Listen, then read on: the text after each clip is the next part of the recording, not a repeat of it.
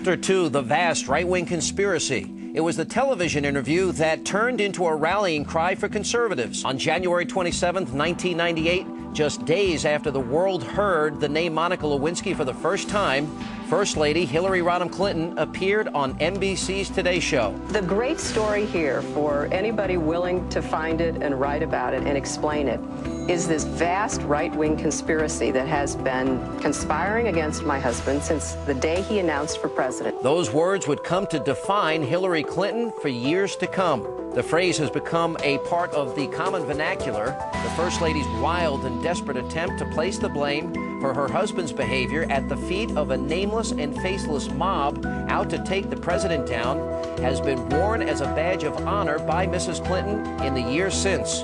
But the now infamous line was anything but a spontaneous defense of her husband. What we have learned since is that it was a strategy designed to protect the president at all costs and specifically targeting special counsel Ken Starr. Clinton advisor Sidney Blumenthal wrote about the interview, saying that he had met with the First Lady for several days before to plan what she would say. Blumenthal wrote of the preparations, quote, "She was the most important person in the drama who had yet to make a public statement. We discussed her appearance for several days beforehand. Hillary also had to walk a fine line, a difficult line in her personal presentation, coming off as neither a warrior or a wounded bird." Washington Post reporter David Marinis reported on the comment the day after the interview.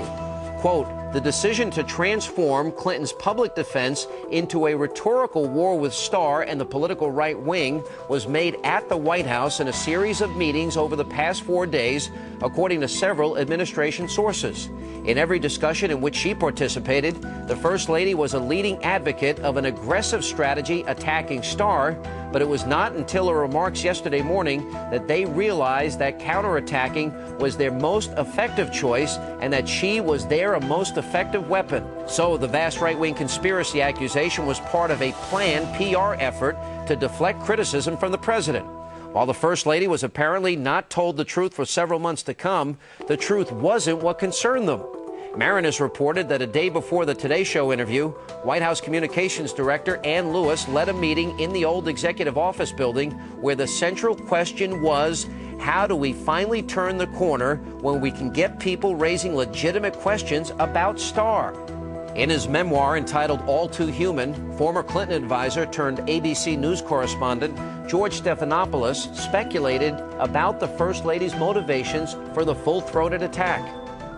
She had to believe that as he'd grown in office, he'd outgrown his past. She had to believe that he wouldn't risk their lives' work for a fling with an intern only a few years older than their daughter. She had to believe that he loved her enough not to humiliate her. And she had to do what she always had done before, swallow her doubts, stand by her man, and savage his enemies. On the Today Show, the morning of the State of the Union, Hillary sounded the trumpets for one more battle against the right-wing conspiracy.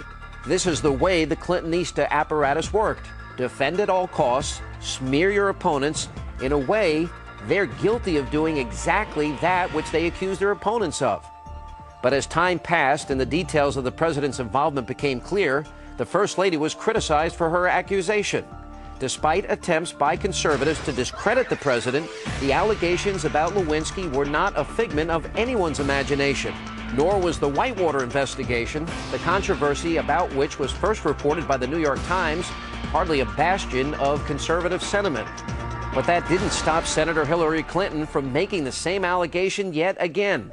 Take a look at what she said while on the campaign trail in New Hampshire just 2 months ago. If anybody tells you there is no vast right-wing conspiracy, tell them that New Hampshire has proven it in court. We have the facts, and we're going to make that a crime. Apparently, the conspiracy is still alive. To the Clintons, it matters not that there have always been questions about their finances, their behavior, and their tactics. They aren't to blame. No, someone else is. Which is why, as a new presidential election moves forward, this chapter on the Clintons is anything but closed.